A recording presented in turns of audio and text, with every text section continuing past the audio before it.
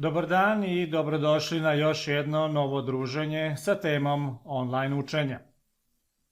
U našem prethodnom mailu pozvali smo vas da svoje kurseve postavite unutar sekcije Business and Corporate Training, gdje možete svojim učenicima omogućiti pristup onim sadržajima koji imate u svojoj školi. To ne moraju biti samo kursevi jezika, već i na primjer zanatski kursevi, časovi joge, gitare, programiranja ili grafičkog dizajna, odnosno bilo čega što inače imate u svojoj ponudi. Zbog toga smo odlučili da tu sekciju preimenujemo i sada se zove e-Learning Hub, mesto za vaše online kurseve i testove. Kada otvorite tu sekciju, primetit ćete veći broj boksova. Svaki taj boks predstavlja jednog našeg partnera, jednu školu. Pa da se upoznamo sa ovom školom One World. To je naravno jedna demo škola kroz koju ćemo u stvari pokazati koje su sve mogućnosti ovog sistema. Dakle, kada smo otvorili njihovu stranicu, dobili smo pre svega par podataka o njima, a zatim i da vidimo koje sve kurseve oni imaju u svojoj ponudi. Kao što možemo vidjeti, ovdje se radi o jednoj školi stranih jezika koja ima u ovom slučaju 7 kurseva koji su prijavili. 1., 2., 3., 4., 5., 6. i 7. ali kao što smo napomenuli više puta, nema nikakvih ograničenja koliko kurseva i kakvih kurseva želite postaviti. Naravno, ni ne morate sve to postaviti odjednom. Praktično imamo potpunu slobodu modifikacije i samih kurseva i svih materijala koji se u tim kursevima nalaze. Pa da vidimo kako bi jedan kurs izgledao. Evo otvorit ćemo ili pokrenut ćemo ovaj prvi engleski jezik prvog nivoa, gdje vidimo da u njemu ima 8 poglavlja i ukupno 9 testova. Više puta sam rekao, sve to možemo i modifikovati. Dakle, kliknemo na njega i dobijamo kompletan spisak svih poglavlja i testova u ovom kursu. Dakle, sam ekran se deli na dva dela, gdje na levoj strani možete vidjeti kompletan spisak svih materijala koji se nalaze unutar ovog kursa. Taj spisak može biti naravno i duži, dok u centralnom delu se nalaze sami materijali za učenje. Da bismo pokrenuli sam kurs, ili na levoj strani ili na centralnoj strani kliknemo na Unit 1, poglavlje 1 i SEO deo će se aktivirati. I dolazimo do prvog videoklipa. Naime, nisam još o tome pričao kakve formate trebate da nam dostavite, ali uglavnom trendovi pravljenja online kurseva se zasnivaju na što više videoklipova i testova. Ali to ne znači da vaše PowerPoint prezentacije ili sve ostale materijale trebate zameniti. Mi možemo, jer mi ćemo to i raditi umjesto vas, da od PowerPoint slajdova napravimo videoklipove. No da vidimo kako bi ovaj jedan izgledao. Pre nego što pokrenemo videoklip sa samom lekcijom, primetimo ovaj natpis ispod njega, preuzmite radnu svesku za ovu lekciju. Dakle, svako poglavlje, lekcija ili samo kurs može imati svoje PDF skripte koji će vaši učenici sa download moći da preuzmu. I sada ćemo pokrenuti videoklip same lekcije. On ima u sebi i audio snimak, pa će se on čuti u pozadini. There are different ways to greet people in English. We usually categorize greeting into formal and informal situations. How are you? I'm fine, thanks. I tako dalje. Sad već otprilike možete zaključiti na koji način se mogu kreirati ovi videoklipovi.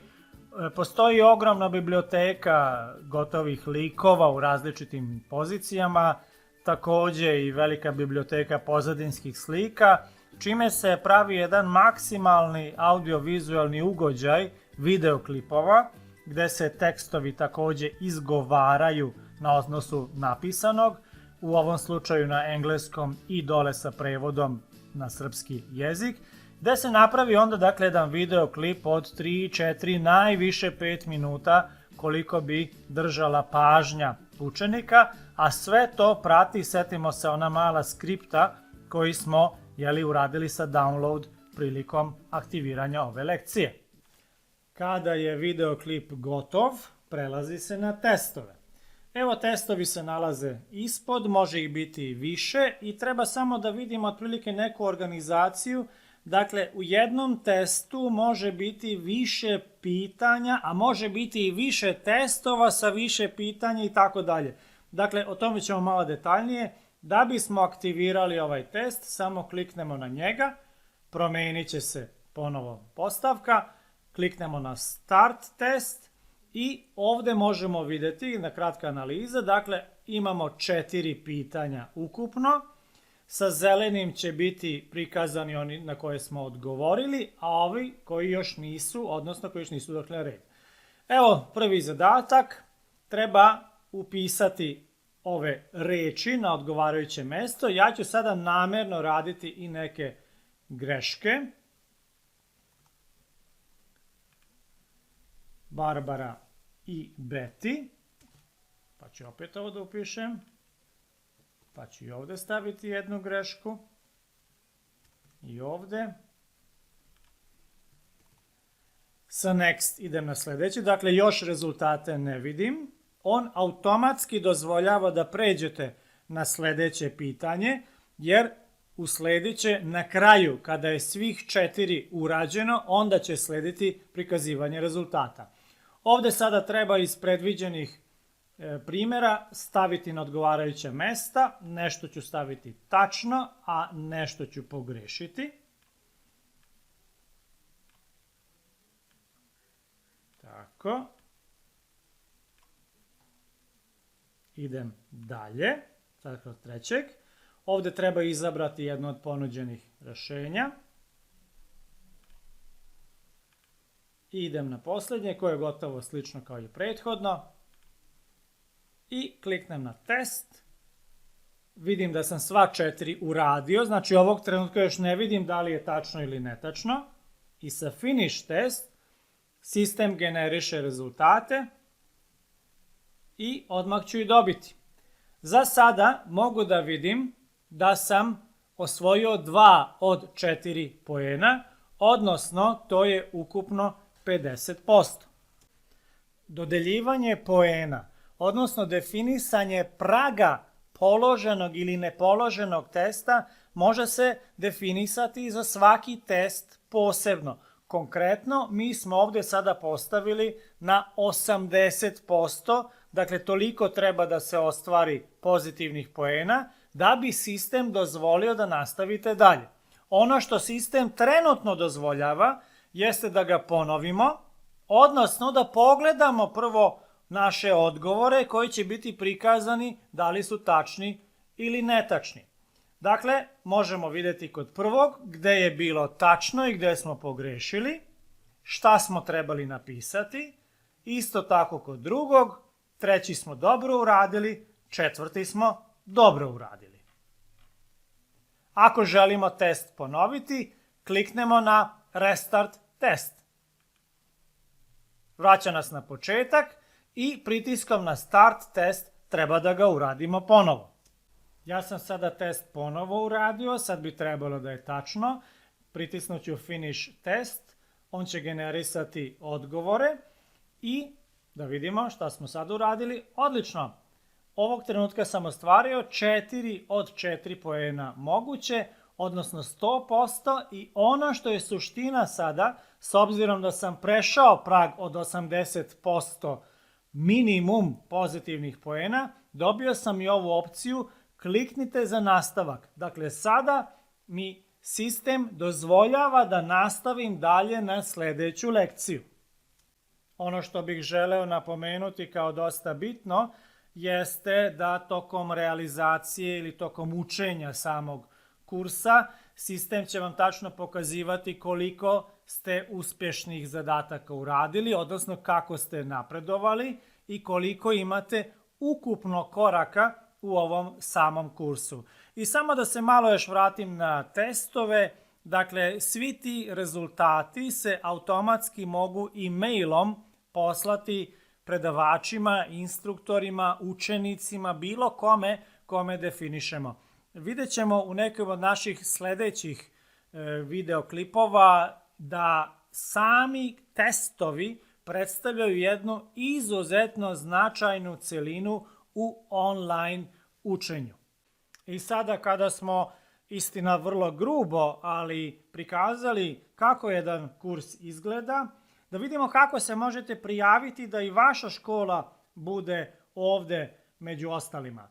Dakle, samo kliknite na opciju Kontakt, pojavit će se formular koji trebate jednostavno popuniti da bi stigao do nas mail sa vašim zahtevom.